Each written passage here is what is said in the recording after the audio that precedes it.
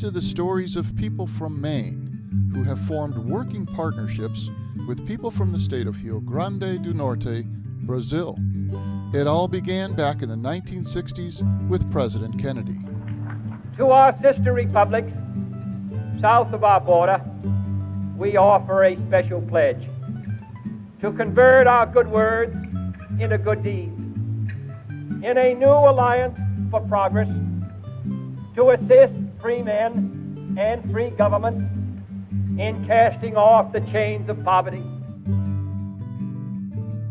In Jardim de Piranhas, I came in with this community development course, and I put it into practice. And I was working, as a Good Shepherd Sisters, we really work with the women's in difficulty, with abused women. And our interest was really to work and do the works of mercy as we see them in the gospel, And I used to visit a great deal in the periphery. I'd visit the elderly, I'd visit many of the people who lived out in we call them favelas, but in the slums.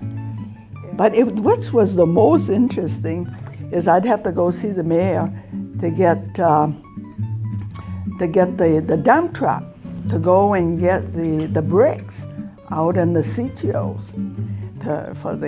So who would go and get the bricks? Well, was the young people get in the dump truck and they go. The first time they went, it took them a long time.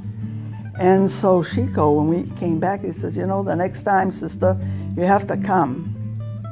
So that's what I had to do. I had to go with the boys and get into the dump truck, go with the boys and get the bricks because, they'd have a good time. It was fun for me. But the other thing too is that the women were interested. This is a community project.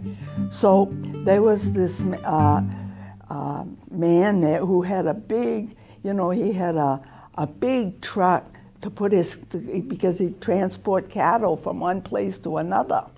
And we needed to get all these tiles for the roof, but we needed the transportation. So they said, well, go talk with so-and-so and ask him for his truck. So I did. And he said, well, when I come back, because he used to be on the road all the time. So when he came back from one of his trips, he came to the house and said to me, well, so on this certain day you could have the truck and my driver, and I'll have it cleaned out, because they used to carry cattle in there. And so I got the women from the Mothers Club. I had a big Mothers Club, about 50 of them. And it's going to be an outing for us, and we're going to go get the tire. So we all got into the cattle truck, that big cattle truck. I have pictures of this. I can smell it. And we went and got all the tiles. And these were all the women now. Yeah. So you see, it was really a community project. And so you know what they used to say? I didn't know that. It was only later on.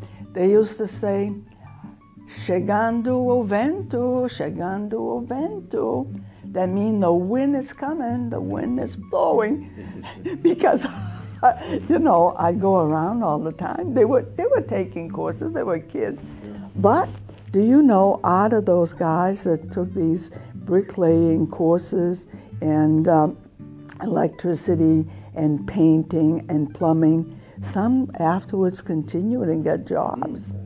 They really did and got jobs, So of course now when I go back, and these guys are in their late 40s and early 50s, and that's their center. Because I really felt I owed a lot to the partners, from the presence, and when I needed them. They were there, I could call on them, and I would get a helping hand.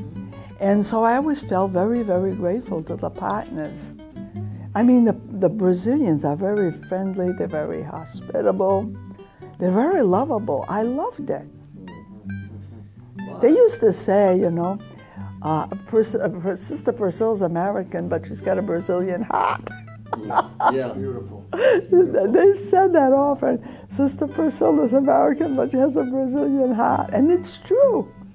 You said it. And I talk about Brazil, and I light up. People say that.